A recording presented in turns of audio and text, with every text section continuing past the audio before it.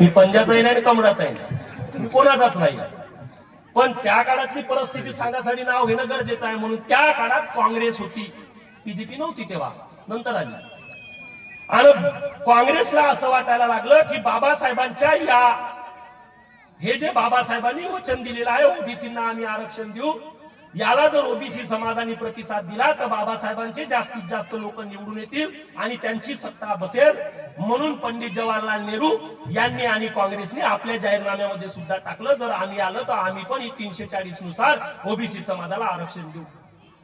काँग्रेसची सत्ता आली, आरक्षण देण्याची वेळ आली. काकासाहेब कालेकर नावाचा एक आयोग नेमला. काकासाहेब कालेकर आयोग यांनी अभ्यास केला आणि त्यांनी शिफारशी केल्या. त्या शिफारशी ओबीसी समाजाला आरक्षण देणाऱ्या होत्या. परंतु माहित नाही काय झालं, काकासाहेब कालेकर जो अध्यक्ष होता या आयोगाचा, त्याला रात्री कदाचित कुणाचा फोन गेला असावा, जसा आता जाते सत्तेत असणाऱ्यांचा. काकासाहेब कालेकरांनी राष्ट्रपतीला एक पत्र लिहिलं आणि त्या पत्रात सांगितलं, मी काका कालेकर जरी या आयोगाचा अध्यक्ष असलो तरी या शिफारशी केलेल्या शिफारशींशी मी व्यक्तिशः सहमत नाही. आणि त्याने सहमत नाही म्हटलं म्हणून ओबीसींना 1952 ला काही आरक्षण भेटलं नाही. काकासाहेब कालेकर आयोग गेला. पुन्हा काकासाहेब कालेकर आयोगाच्या शिफारशी लागू करा लोक बोंबलत राहिले. शिफारशी काही लागू झाल्या नाही. मग परत व्हीपी सिंगचं सरकार आलं, म्हणजे लोक परत गेले. इंदिरा गांधींचं सरकार आलं. इंदिरा गांधींनी पण आश्वासन दिलं, ये आयोग पुराना हो चुका है बोले, अभी नया आयोग लाएंगे बोले. पण ते आयोग काही आले नाही. व्हीपी सिंगांचं सरकार आलं आणि व्हीपी सिंगांनी सांगितलं की हा आयोग जुना झाला, नवीन आयोग स्थापन करू. आणि मंडल आयोग नावाचा एक आयोग 1979 ला नेमण्यात आला. आणि या आयोगाने 1990 ला शिफारशी दिल्या. 92 ला हा आयोग लागू करण्यात आला. आणि मंडल आयोगाने सांगितलं की या देशातल्या ओबीसी समाजाला 52% आरक्षण द्या. किती टक्के? 52% आरक्षण द्या. 52% का? तर या देशात 52% ओबीसी समाज आहे, म्हणून या देशातल्या ओबीसी समाजाला 52% आरक्षण मिळालं पाहिजे. हा तरतूद मंडल आयोगाने मांडली. 52% आरक्षण मिळालं ओबीसी समाजाला. आहे का तुम्हाला आता 52%? हो का नाही पटपट सांगत जा. माहित नसेल तर नाही म्हणायचं. आहे का 52%? नाही. मग का नाही? इंदिरा साहनी नावाचं एक शाहीनं सुप्रीम कोर्टात गेलं आणि त्यानं सांगितलं 52% लय झालं, असं नाही होत म्हणे.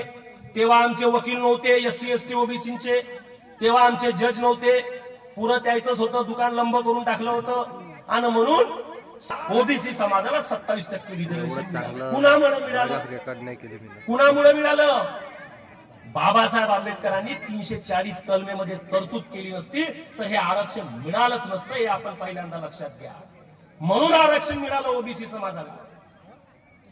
बाबासाहेब आंबेडकर कायदे मंत्री झाले ना. संविधान लिहिलं बाबासाहेब आंबेडकरांनी.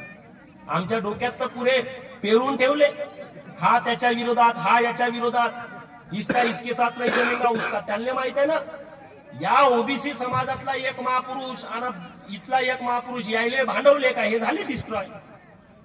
इंग्रजांनी जी नीती वापरली, तोडा आणि राज्य करा, तीच नीती या देशात वापरल्या जात आहे. हे समजून घ्या. बाबासाहेब आंबेडकर ज्या प्रांतातून निवडून आले होते तो प्रांत बंगाल, पूर्व बंगाल पाकिस्तानामध्ये गेला होता. पाकिस्तान डिवाइड झाल्यानंतर पूर्व पाकिस्तानात बाबासाहेब आंबेडकरांचं सदस्यत्व पद गेलं होतं. बाबासाहेब आंबेडकरांना संविधान सभेवर घेता यावं, कारण बाबासाहेब आंबेडकरांसारखा दुसरा तत्वज्ञानी माणूस नव्हता. त्या माणसाच्या कलेचा उपयोग व्हावा, विद्वत्तेचा उपयोग व्हावा, म्हणून त्या काळामध्ये पंडित जवाहरलाल नेहरू आणि महात्मा गांधीजींनी मुंबईमधून बॅरिस्टर जयकरला राजीनामा द्यायला लावला. बाबासाहेब आंबेडकरांनी तिथून फॉर्म भरला. बिनविरोध ते निवडून आले आणि संविधान सभेवर जाऊ शकले. या देशाचे कायदेमंत्री झाले.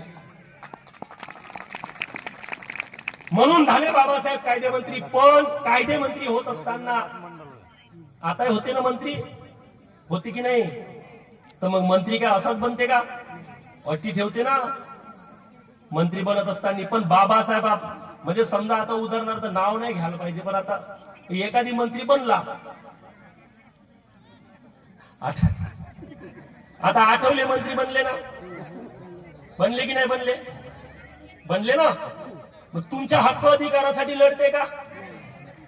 लढले का कधी? नाही. काऊन तर ते बीजेपी म्हणून तसंच बोलते. ते पहिलं काँग्रेसच्या कोट्यातून मंत्री झाले तर काँग्रेस म्हणेल तसेच बोले. पण बाबासाहेब आंबेडकर कायदे मंत्री झाले, पण नेहरूंना सांगितलं मी तुमची कोणतीच अट आणि शर्त मान्य करणार नाही. आणि हे प्रत्यक्षात करून दाखवलं.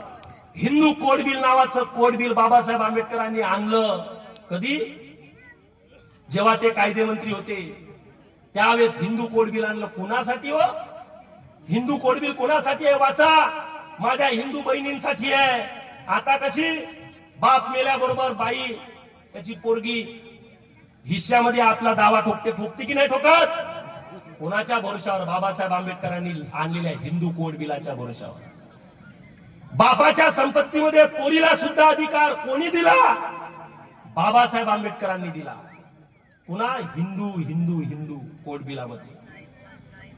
गरोदर असताना सरकारी सुट्ट्या कोणी दिल्या? न पैसे कपता. पैसे कटत नाही प्रेग्नेन्सी असताना, बरोबर ना सर? कोणामुळे? तेव्हा बाबासाहेबांना म्हटलं काय, तू हिंदू आहे तुले नाही तुझे पैसे कटन, तू एससी आहे तुले नाही कटणार असं म्हटलं. गरोदर असताना बिन पगारी म्हणजे पगार देऊन सुट्ट्या बाबासाहेब आंबेडकरांमुळे. किती सांगू अजून? माझ्या 10 पिढ्या तरी सांगायला लागल्या तरी सांगितल्या जाऊ शकत नाही, एवढं मोठं काम आहे. शेतकरी वर्गही इथं सगळा बसलेला आहे की नाही? आहे की नाही? खोती नावाची पद्धत या महाराष्ट्रामध्ये होती. त्या पद्धतीमुळे शेतकरी नैराश्यामध्ये होता, मराला जात होता, मरत होता. ती पद्धत हटली पाहिजे म्हणून बाबासाहेब आंबेडकरांनी कोकणामध्ये लढा दिला आणि ती खोती पद्धत संपवली. शेतकऱ्यांसाठी सुद्धा हा राजा लढला.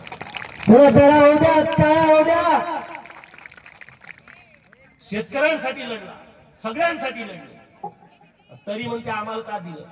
बरं, जे एससींना 13% आरक्षण दिलं ना, 13% दिलं भगत सर. त्या 13 मध्ये किती प्युअर एससी आहे, बौद्ध आहे सांगा बरं मला. चांभार त्यांच्या घरात आमचे तर देव आहे हिंदूंचे, आहे की नाही आहे? खाटक बौद्ध आहे. ते एससी मध्ये येतात की नाही येतात? अशा किती जाती सांगू मी तुम्हाला? यस, एक लक्षात घ्या, बाबासाहेबांनी आरक्षण जातीच्या आधारावर दिलं नाही, तर बाबासाहेबांनी आरक्षण हे मागासलेपणाच्या आधारावर दिलं. आणि जो मागासलेला आहे त्या मागासलेच्या कॅटेगरी बाबासाहेबांनी केल्या, हे आपण लक्षात घ्या. आणि म्हणून हा विचार डोक्यातून काढा की बाबासाहेबांनी संविधानामध्ये फक्त यांच्यासाठी केलं म्हणून. पोरग जन्मल्याबरोबर पोराच्या हातात संविधानाची प्रत द्या आणि त्याला सांगा, तू जन्मला, तू माझ्या पोटात होता तेव्हापासून आता तू सरणावर जाईपर्यंत तुझं रक्षण या पुस्तकाच्या माध्यमातून होणार आहे. आणि म्हणून हे पुस्तक तू वाचलं पाहिजे. हे धडे आपल्या पोरांना पहिल्यांदा तुम्ही हे सांगा. आम्ही वाचतच नाही म्हणून आमचा इतिहास घुमवला जाते आणि खोटा इतिहास आमच्या समोर मांडला जाते. पहिलं वाचलं पाहिजे.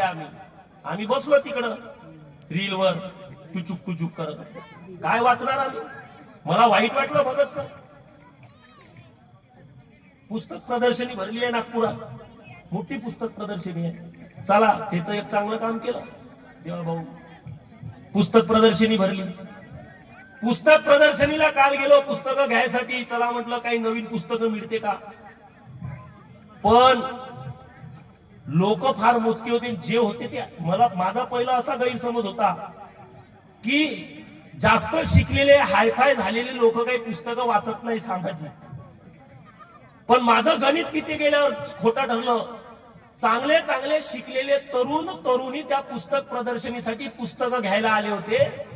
आणि ज्यांच्याकडून अपेक्षा आहे तुमच्या आमच्यासारखे काही तिथं होते नाही. तर मग माझ्या लक्षात आलं हे काय करते, तर हे मोबाईलवर रील पाठवायचे फक्त. यांना काही पुस्तक वाचणं जमत नाही. वाचावं लागेल. जोपर्यंत तुम्ही वाचणार नाही तोपर्यंत तुम्हाला समजणार नाही. ना असाच खोटा प्रचार तुमच्या आमच्या बाबतीत होत राहणार आहे. आणि म्हणून बाबासाहेबांनी संविधान जे दिलं त्या संविधानात बाबासाहेबांनी सांगितलं की या देशामध्ये सामाजिक आर्थिक आणि राजकीय क्रांती प्रस्थापित झाली पाहिजे. कोणती क्रांती प्रस्थापित झाली पाहिजे? सामाजिक आर्थिक राजकीय. म्हणजे या देशात सगळ्या